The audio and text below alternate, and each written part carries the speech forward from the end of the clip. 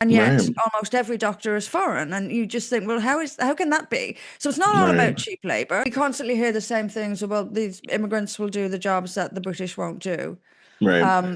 But we have, I mean, that argument isn't made with doctors.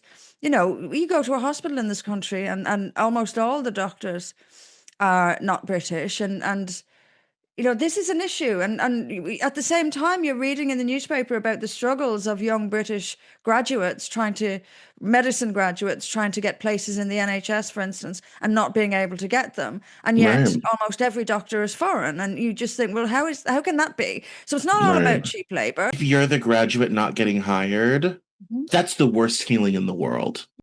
And frankly, if you're the patient, and I'm not trying to be flippant here, this is a serious issue. If you're the patient and you're dealing with a doctor whose standard of English is not very high, and I've experienced this myself, it's Yeah. difficult.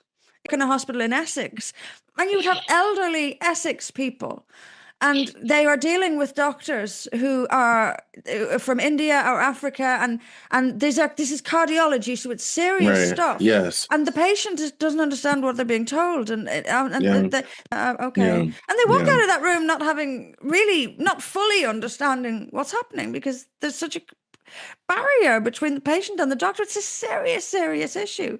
And Yeah. there's no reason for that. That doesn't cover, well, the immigrants are doing the jobs the British don't want to do No. well, No. hey, no, it's probably the highest status job in society is a doctor. So who doesn't want, and also, Right.